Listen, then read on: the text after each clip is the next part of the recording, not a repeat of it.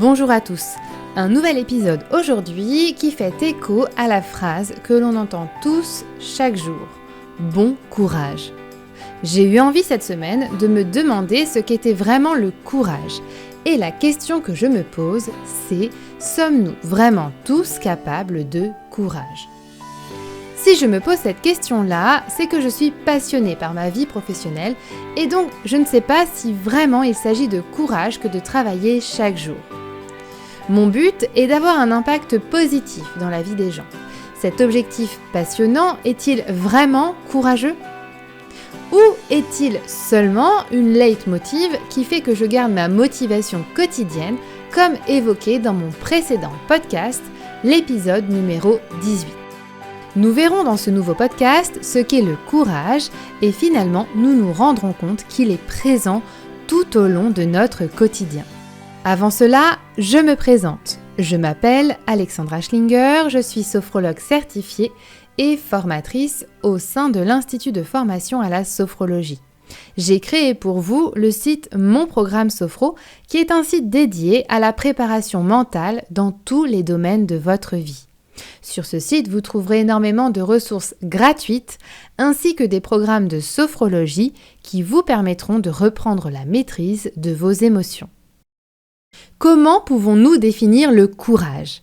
En ai-je vraiment besoin pour affronter mon quotidien ou démarrer une nouvelle aventure ? Comment rester courageux ? Est-ce que le sportif qui fait l'UTMB est plus courageux que moi ? Si vous vous posez toutes ces questions, vous êtes au bon endroit car nous allons les aborder ensemble. À la fin de ce podcast, le courage n'aura plus de secret pour vous. Avant que nous commencions, je tenais à vous informer qu'en tant que sophrologue, je suis experte dans la préparation mentale et habituée à parler de cette capacité de courage. Donc, en plus de vous le définir, je vous donnerai la façon dont en sophrologie, nous abordons cette nouvelle capacité de courage. Vous commencez à en avoir l'habitude, je pars toujours des définitions des mots avant d'apporter ma réflexion sur le sujet. J'ai donc tout naturellement cherché dans le dictionnaire et selon le Larousse, le courage est la fermeté, la force de caractère qui permet d'affronter le danger, la souffrance, les revers ou les circonstances difficiles. L'autre définition est la force, l'énergie et l'envie de faire une action quelconque. Le contraire serait donc la peur. Finalement, le courage est donc synonyme de volonté.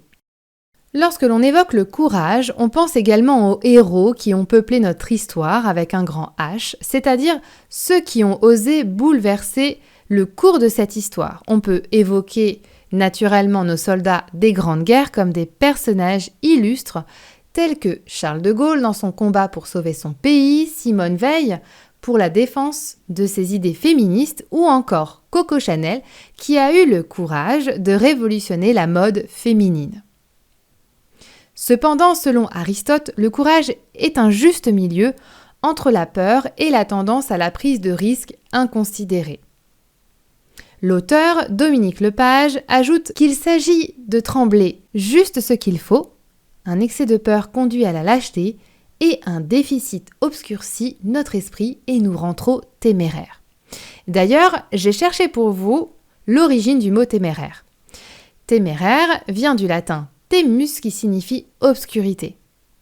Nous comprenons donc que le courage impose de mesurer ses actes. Il n'exclut absolument pas la peur, mais il est le mot pour signifier que la peur est connue et maîtrisée. Ce qui permet alors d'agir en faisant face à un danger raisonnablement. Dans le courage, on peut également parler d'altruisme. Nous avons tous entendu parler de nos héros du quotidien. Vous savez, ceux qui spontanément ont permis de sauver des vies, alors que la minute qui précédait, ils ignoraient une des facettes de leur capacité de courage. Par exemple, se jeter à l'eau pour aller chercher une personne en détresse.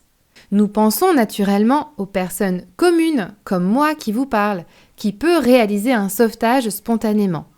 Mais on peut également penser à nos pompiers toujours prêts à intervenir, de jour comme de nuit. Il existe également une forme de courage dont on ne parle pas suffisamment.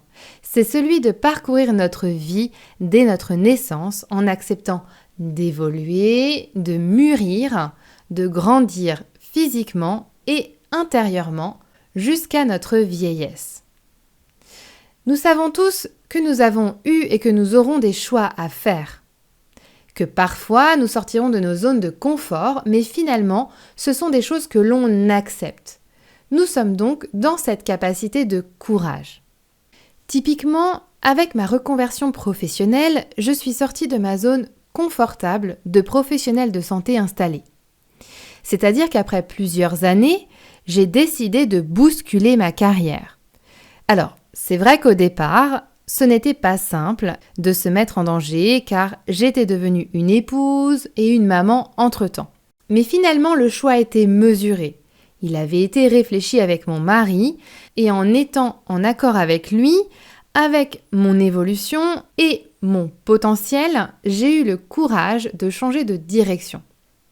Mais il ne s'agissait en aucun cas de me battre contre un ennemi. Certains évoquent alors que le courage n'est plus ce courage que l'on connaît dans la tradition républicaine, avec l'exemple de la veuve qui pleure son mari mort au combat, mais selon mes lectures, le courage maintenant serait l'affaire des écrivains qui s'opposent à une pensée.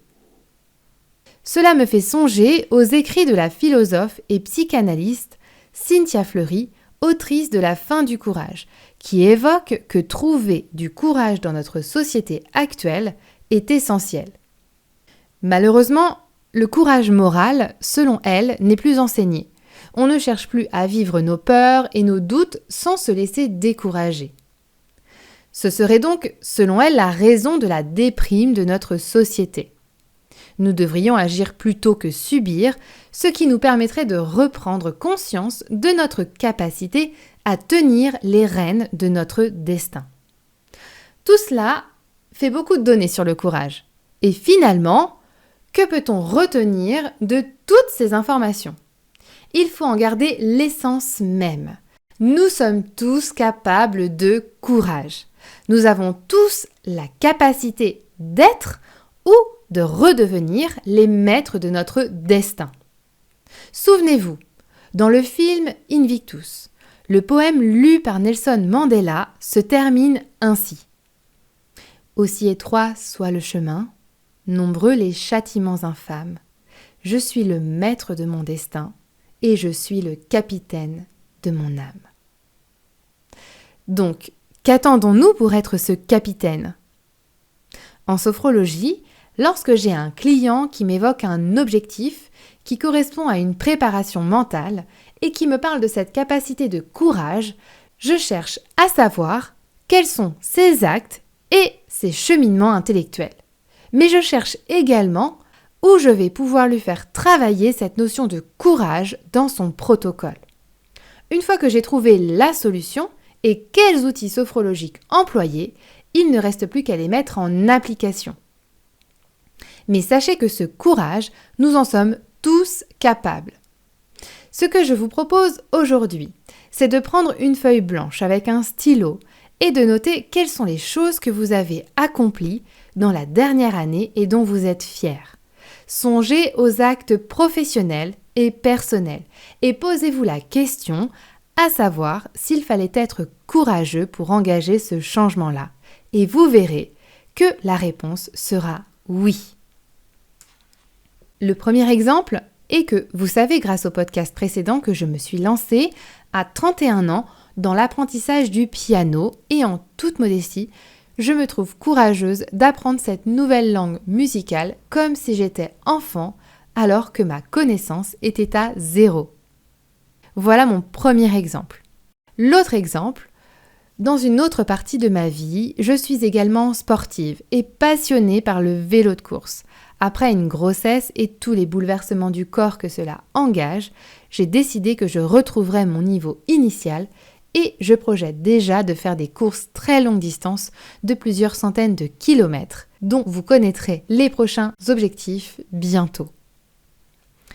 Voilà mon deuxième exemple. Et le dernier exemple qui me vient en mémoire, si j'élargis vraiment pour pouvoir vous donner plein d'idées. Quand j'étais ado, Nous avions trouvé un chaton abandonné de quelques jours chez ma grand-mère.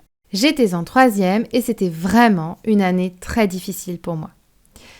Ce chaton était vraiment en mauvais état et je me suis battue chaque jour sur mes pauses de récréation pour rentrer lui donner le biberon. Et vous savez quoi ? Ce petit chaton a vécu 17 ans avec nous. Vous voyez, le courage est partout. Nous sommes remplis de courage et d'optimisme. C'est pour cela que je vous donne ce défi-là aujourd'hui. Comme je vous le disais, je souhaite avoir un impact positif dans vos vies. Donc si vous avez écouté entièrement ce podcast, j'espère que vous avez le sourire ou du moins que vous l'aurez en repensant à votre année pleine de courage. Alors, à vous de jouer maintenant.